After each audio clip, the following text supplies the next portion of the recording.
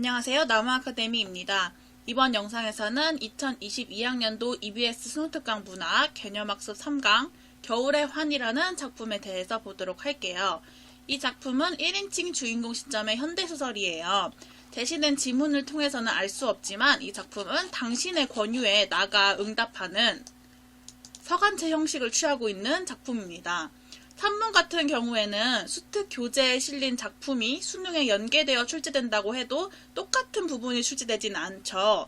예를 들어 교재에는 발단 전개 위기 절정 결말 중에 전개가 수록되었는데 수능에는 전개가 나오지 않고 절정이나 결말이 나올 수 있다는 거죠.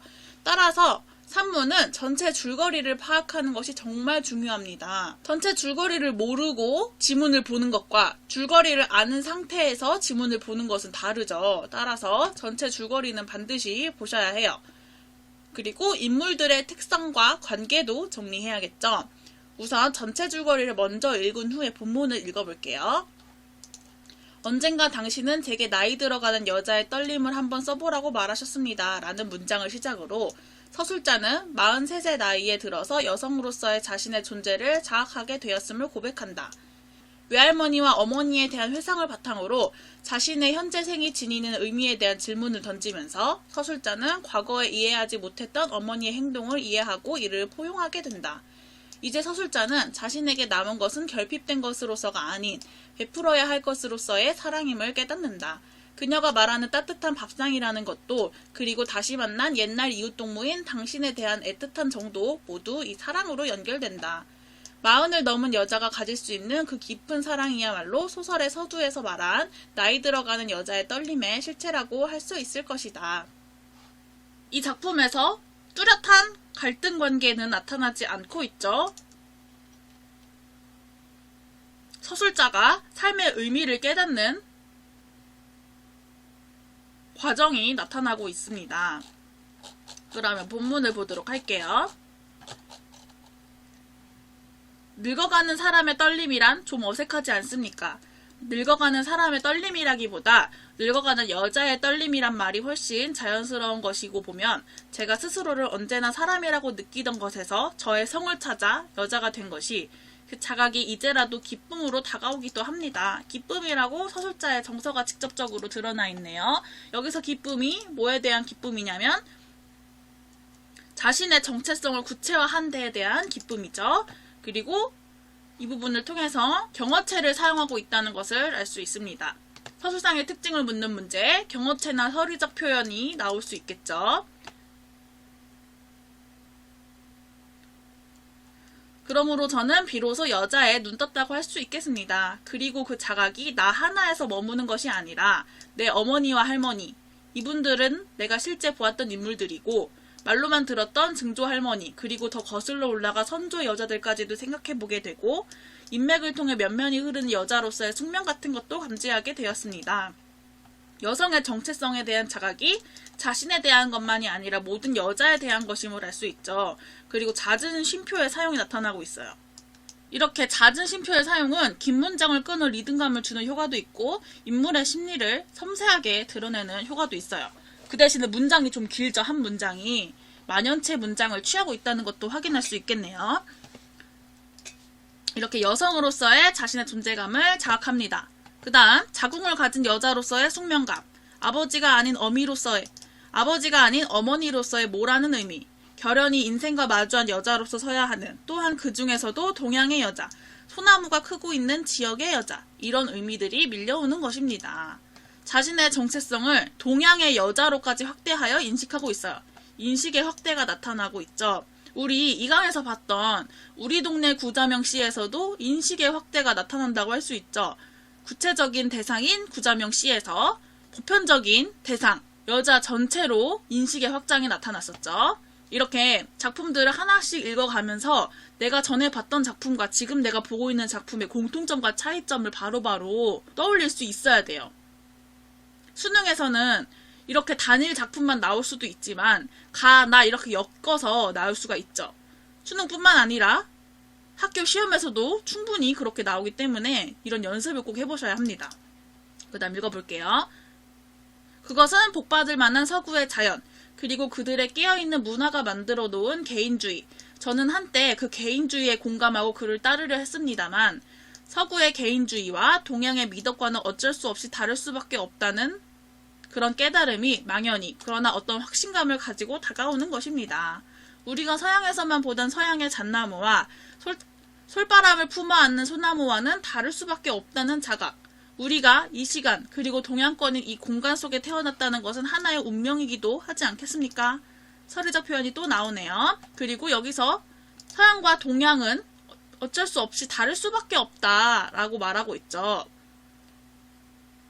잣나무는 서양을, 소나무는 동양을 의미한다고 볼 수 있어요. 그리고 이 둘의 차이를 자각합니다. 그 다음 서술자가 과거를 회상해요. 집에는 화투 손님이 끊이지 않았습니다. 어머니는 화투를 다듬어 치다가 늦은 저녁때가 되면 다락문을 열고 부엌에서 떨고 있는 동생과 내게 소리치셨습니다. 부엌에서 떨고 있었대요.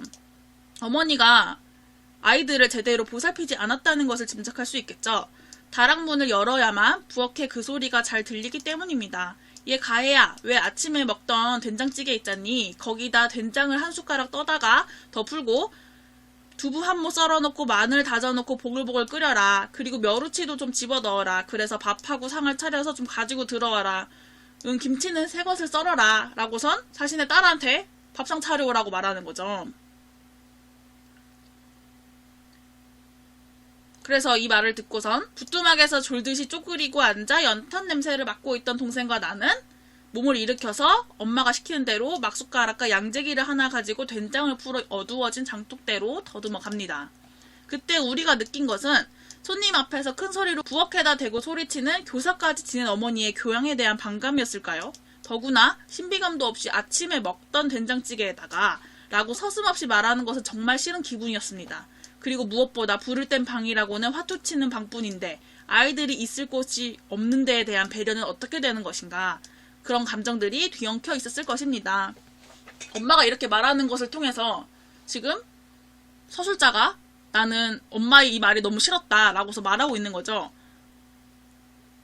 손님 앞에서 교양 없이 소리치는 것도 싫었고 신비감도 없이 아침에 먹던 된장찌개에다가 다시 요리를 하라니 이것도 싫었고 추운데 본인만 불을 떼고 있는 방에 들어가 있고 내 동생이랑 나는 이렇게 방치해놓고 이런 것도 싫었다라는 거죠. 이렇게 유년 시절을 결핍과 불화의 풍경으로 기억하고 있습니다. 그런데 어머니는 바로 그 된장찌개를 이제 와서 자랑하는 것입니다. 돌이켜 생각해보면 정말 그 된장찌개가 맛이 있었다면 첫째는 우리 집의 장맛이 좋았을 것이고 둘째는 아침에 먹던 애, 바로 그 먹던 애 원인이 있지 않을까 생각해봅니다.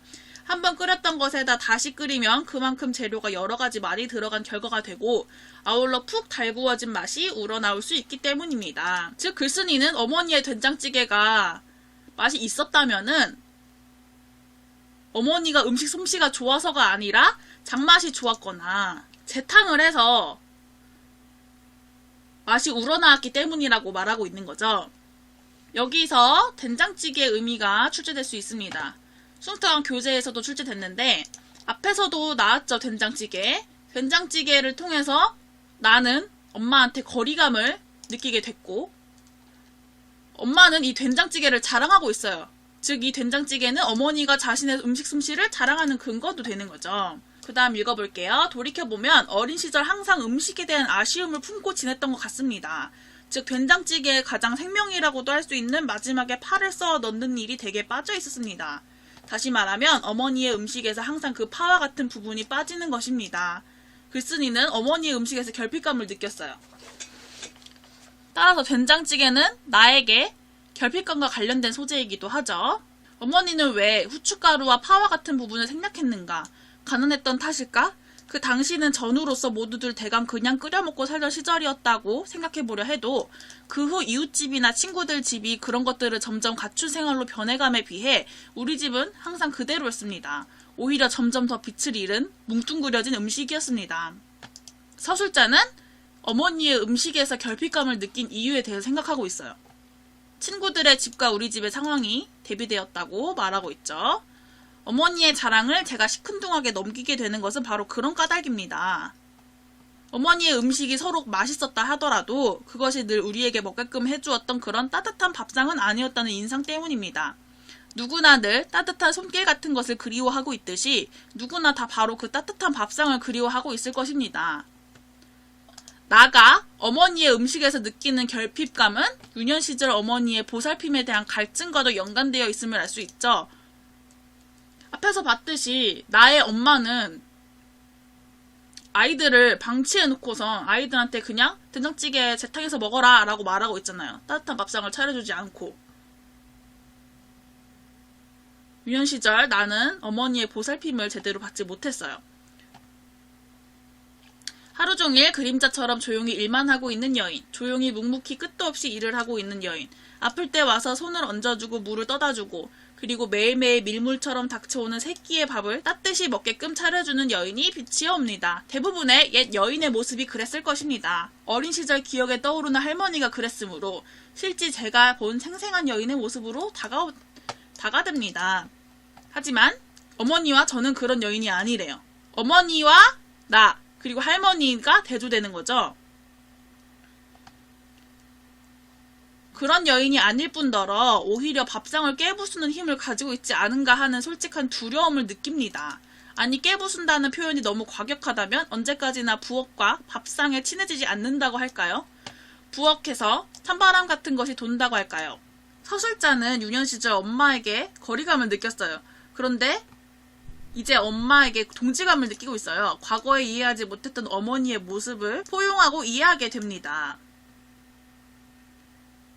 어머니에 대한 나의 인식 또는 태도의 변화가 나타난다고 볼 수 있죠. 따라서 이 글의 주제는 한 중년 여성의 정체성에 대한 자각과 삶의 의미에 대한 새로운 깨달음이 되겠습니다. 지금까지 겨울의 환에 대해서 간단하게 살펴봤어요. 이 모든 자료는 나무 아카데미에서 이용할 수 있습니다.